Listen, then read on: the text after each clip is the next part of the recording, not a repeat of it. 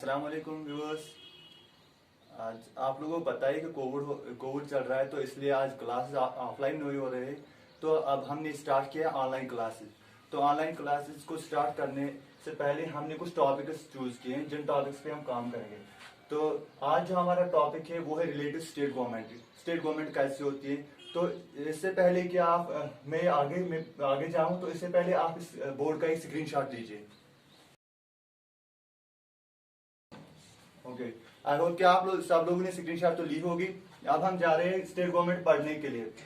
अगर हमें state government पढ़ना है तो स्टेट गवर्नमेंट पढ़ने से पहले हमें कुछ चीज जाननी है कि ये गवर्नमेंट होती कहाँ से, ये गवर्नमेंट बनाता कौन है, गवर्नमेंट होती क्या है क्या नहीं होती है। तो गवर्नमेंट को अगर हम देखेंगे, अगर हम पहले हम ग्रास रूट पे जाए, ग्रास रूट लेवल पे हमारे विलेजेस होते हैं जहां से गवर्नमेंट स्टार्ट होती है बननी।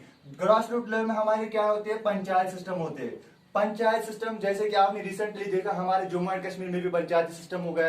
वो पहले से ही था तो, लेकिन अब ज्यादा इसमें हो गए। हमारे यहाँ पे पंचायत सिस्टम में क्या होते हैं, वार्ड्स होते हैं। क्या होते हैं, वार्ड्स होते हैं। वार्ड्स में हर किसी वार्ड से एक एक पंच निकलता है, और उनके ऊपर जो होता है 4 5 6 7 पंच होते हैं। उनके ऊपर जो होता है उसको बोलते हैं सरपंच।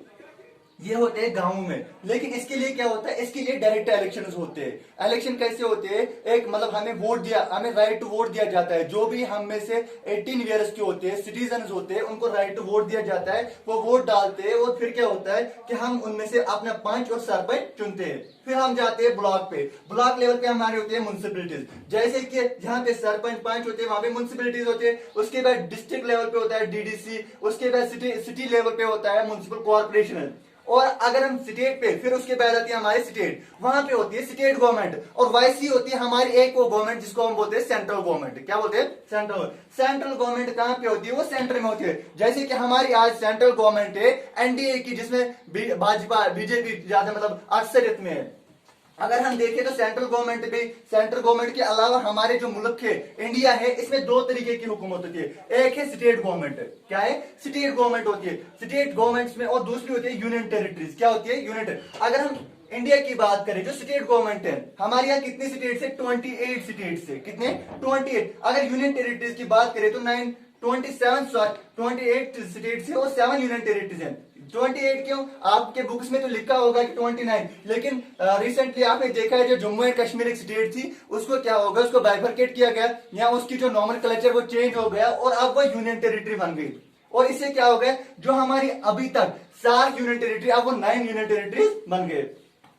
अगर हम देखें तो हुकूमत चलाने जो हमारे गवर्नमेंट होती है, उससे पहले मैं आपको पहले ऑर्गन्स ऑफ गवर्नमेंट के बारे में कुछ बताऊंगा कि ऑर्गन्स क्या होते हैं, गवर्नमेंट कैसे चलती है। गवर्नमेंट के 3 ऑर्गन्स होते हैं। एक होता है लेजिस्लेचर। लेजिस्लेचर का काम क्या होता है, टू मेक लॉज। अब यही है, अब यहाँ पे आपको समझ आएगी लेजिस्लेचर आया कहां से। ये लेजिस्लेचर आता कहां से, ये वो लोग हैं जिनको लोग चुनते हैं। ये वो बंदे हैं, ये ऐसे बंदे हैं जिनको लोग चुनते हैं। जैसे कि हमारे यहाँ पे कोई पार्टी होती है, जैसे हमारे यहाँ बीजेपी है, हमारे यहाँ बीजेपी है, पीडीपी है, या कांग्रेस है, जो भी पार्टी है, यहाँ पे इलेक्शन होते हैं। कभी स्टेट असेंबली के इलेक्शन होते हैं, कभी जनरल इलेक्शन होते हैं, कभी पंचायत के इलेक्शन होते हैं। तो वहां पे क्या करते हैं, वहां पे कुछ बंदे होते हैं जो इलेक्शन में कामयाब होते हैं, और वो क्या बनाते हैं, वो लेजिस्लेचर बनाते हैं। उनका काम क्या होता है, टू मेक लॉज, वो कानून बनाते हैं। उसके बाद हमारा एक और ऑर्गन होता है एग्जीक्यूटिव। उसका काम होता है टू एनफोर्स लॉज, उसको एनफोर्स। जो इन लोगों ने बनाया, जो लेजिस्लेचर ने कानून बनाया, वो अब काम किनका एनफोर्स करना है, एग्जीक्यूटिव का। एग्जीक्यूटिव का काम है वो। और हमारे तीसरा ऑर्गन है जिसको हम जुडिशियली बोलते हैं। जुडिशियली को देखना है कि ये लॉ वायलेट मत करता है कॉन्स्टिट्यूशन को कहीं भी। अगर ये लॉ वायलेट, जो इन लोगों ने लेजिस्लेचर ने जो कानून बनाया, क्या ये कानून हमारे जो हमारा कॉन्स्टिट्यूशन है उसको कहीं पे अपोजिट मत होता है, और वो काम है जुडिशियली का। और जो जुडिशियली होता है वो टोटली एंड टोटली इंडिपेंडेंट होता है।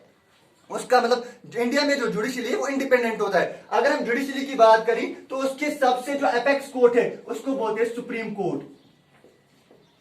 सुप्रीम कोर्ट बोलते हैं। सुप्रीम कोर्ट का काम है। उसके बाद आते हैं उसके लोअर कोर्ट, जैसे हाई कोर्ट्स आते हैं। हर किसी स्टेट में तो नहीं है, मतलब हाई कोर्ट्स होते हैं। फिर उसके बाद होते हैं lower court, district courts, municipal courts, ऐसे ही होता है। अब अगर हम स्टेट गवर्नमेंट की बात करें, स्टेट गवर्नमेंट हमारे इंडिया में 2 तरीके की होती है।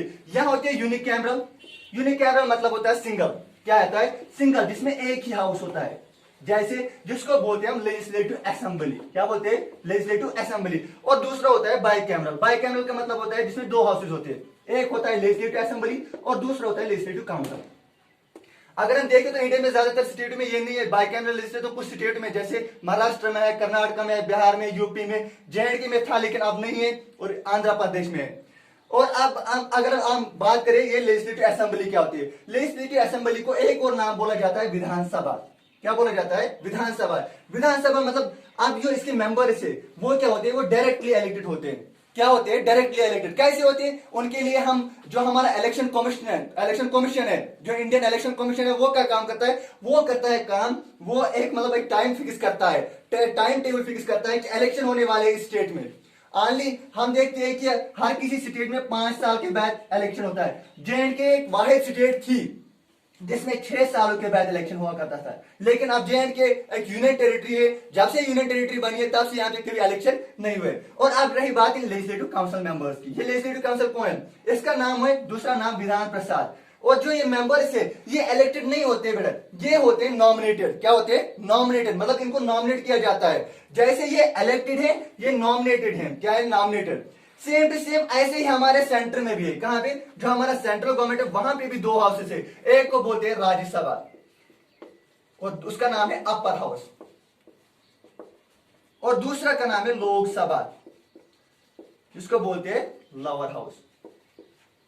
और जैसे क्या मैंने बोला पहले आपको, जैसे स्टेट गवर्नमेंट में है कि यहाँ पे जो लेजिस्लेटिव असेंबली है वहां पे डायरेक्टली इलेक्शन होता है, वैसे लोकसभा के लिए इलेक्शन होते हैं जिनको हम बोलते हैं जनरल इलेक्शन।